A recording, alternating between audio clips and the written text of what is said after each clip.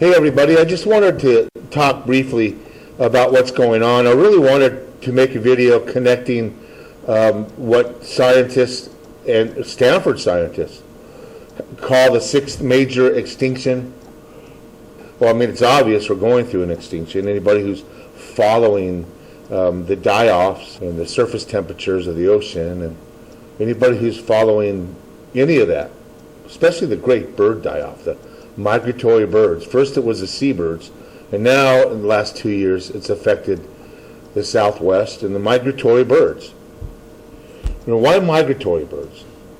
Well, migratory birds require more food, period. They also spend a lot of more time in direct sunlight, flying. The higher you fly, the more radiation you get. So with the water drying up, the food drying up, and the radiation from the sky increasing, and I've showed you over and over again, and I'll see if I can pull them up, the background X-rays going up 100-fold since 2018. In 2003, we were in solar maximum. It was the second peak of the solar max. You see the blue line, which is high energy X-rays. The blue line, high energy X-rays, are X-rays that measure from 0.1 to 0.8 nanometers, which is almost gamma radiation. So these are the most powerful of the X-rays that we measure. That's the dark blue line. We see at the very bottom a factor of 10 to the minus 9 watts per meter squared, and we see where the baseline is up to the 10 to the minus 8 meters squared, watts per meter squared, excuse me. So the C flares, the actual spikes, are solar flares. We see C flares up into the C range, usually, but one into the M range.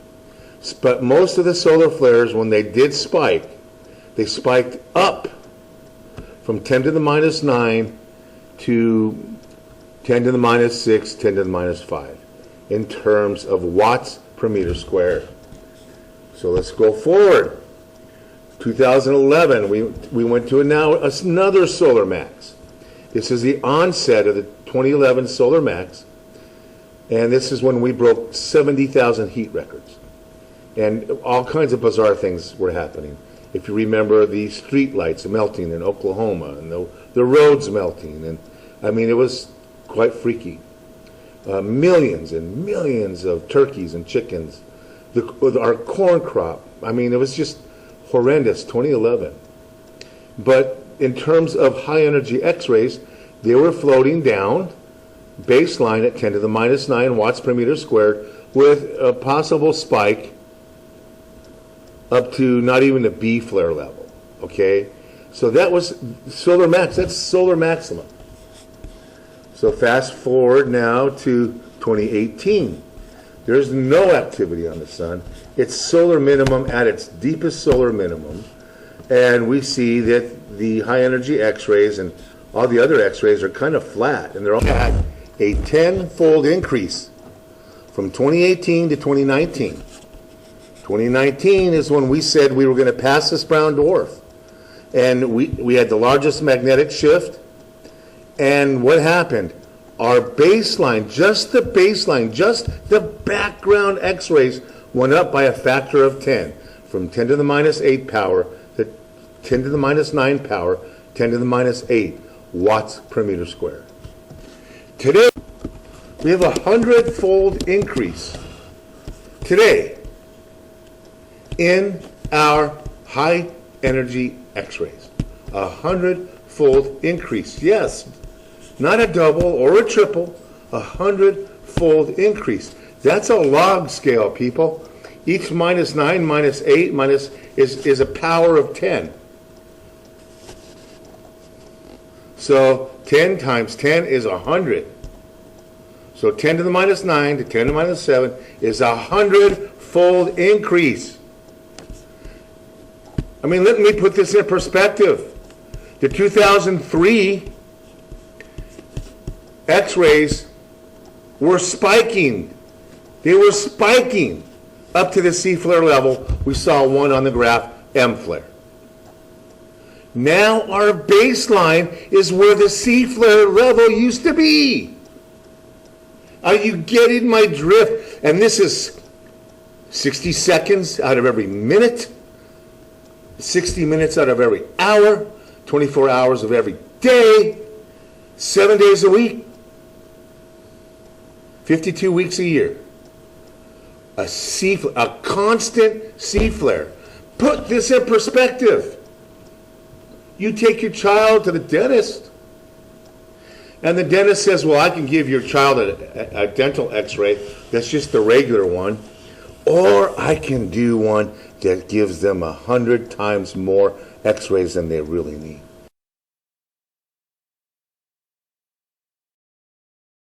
A 100-fold increase in that dental x-rays energy.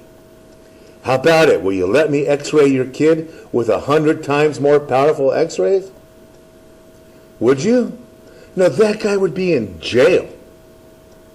He would never practice again. But yet, this is what's coming off the sun. This is what's coming off the sun.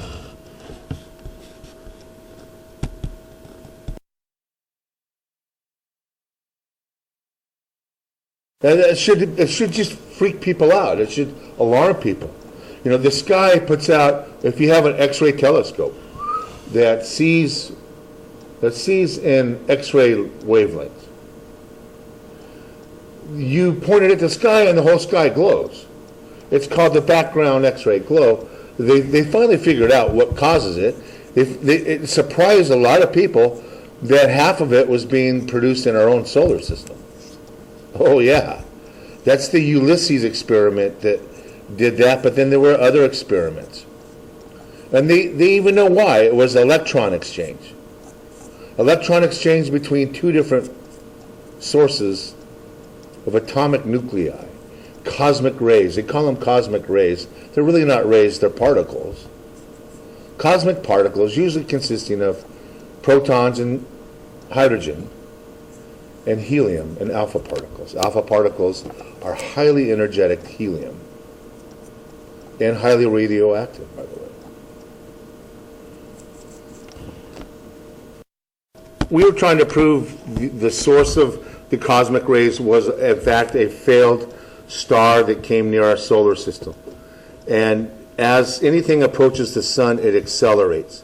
So if it has a tidal influence, a magnetic influence, electrical influence, and a cosmic ray influence, which is a radiation influence, then as this thing gets closer, the faster it shall travel, and the faster it shall close.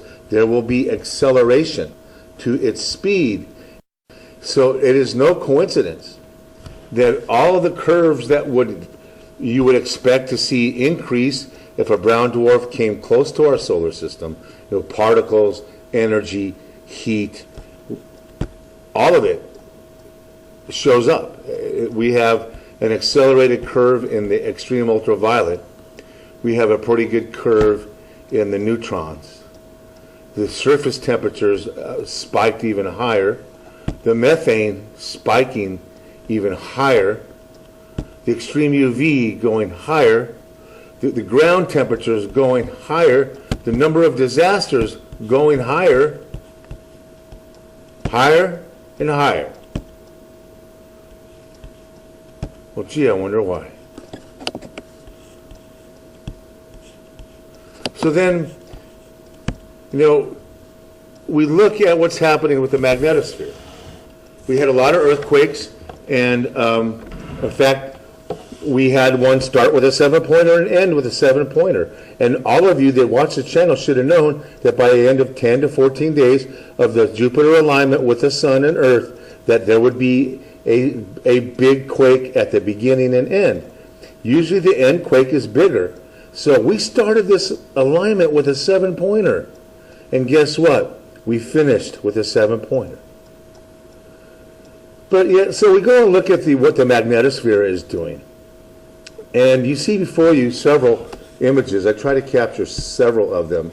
But you see a time where there's a lot of red and yellow around the solar system, around the Earth. This is Earth. and you see a very bright ring out on the right edge, and you see that a tail stream that is bright red and yellow behind the Earth. The sun is off to the right. But look at the magnetosphere, though, that white line. It is expanded out to about 10. The graph on the bottom is Earth radii. That's the radius of Earth. So we're out to about 11 Earth radii, and our magnetosphere used to fluctuate between 10 and 16 Earth radii. It has been mainly compressed for several years now because of all of this stuff. But when you have all this energy, here's another. Look at all these extra rings, these radiation rings around Earth. That's a lot of energy in the rings in the solar system. Now this is what, at 10 Earth radii, 8 Earth radii, 9, 10 up to 15 Earth radii, but there's extra rings. What extra rings means extra radiation.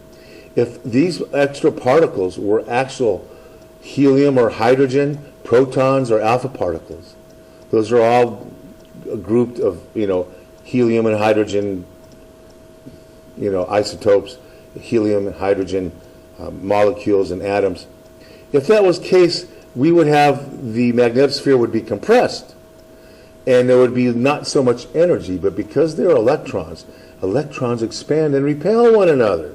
So that's how you know, just by looking at this magnetosphere, it's swelled up and it had extra rings. So you're like, well, there's extra particles, why isn't it compressing? Well, it's not compressing because these are electrons. So then when you look at the NOAA report and it says we don't have any protons, you got to wonder where the protons went, because that's where the electrons from the sun, they come from the protons. That's what makes them a proton. They lose that electron. That electron shows up here first. The protons show up here second. But it's not happening. We're filling up with electron after electron, energy all around the Earth, and there's no magnetosphere compressions. None. And just more and more energy, more and more energy, more and more energy. Then all of a sudden, wham, we have a compression. And look at the energy around Earth. There's none. All the yellow's gone, the red's gone, but look at the magnetosphere, compressed all the way down to geosynchronous orbit. So what would compress the magnetosphere? Well, the coronal hole stream, the electrons will get here first, and the particles will get here second. And that could do this. It could do this. But the thing is, you're not seeing any energy. And so coming off the sun, protons are more highly energetic than the interstellar medium, than the cloud of cosmic rays that we're swimming in. Anything coming off the sun has more energy. So here we have a compressed magnetosphere with no energy. Now here we have compressed magnetosphere with energy. So then you have to assume that now the sun is mixing some of its particles in waves that ripple in. But we're, high energy, low energy with compressed magnetosphere. So this tells me that, since there's no CMEs and no coronal holes that can account for all of what you're seeing, then there has to be another explanation for such high energies and expansion accompanied by low energy and compression. And that is because there's a source of second wind that is cooler, right now cooler, than the sun's wind. But when we get downstream, directly downstream in another couple of months, those particles will be hot. You'll be having record melts in some parts of the world. You're going to have increased cardiac problems. A lot of people are going to still seem to go insane. And you're going to have crops that are stressed and the droughts that are aggravated. And it's all because of the downstream particles mixing with the sun's particles. Because now those are heated up. They've passed through the corona of the sun. They're ejected out the other side of the sun, high speed, and they create a lot of energy. More than what you're seeing now.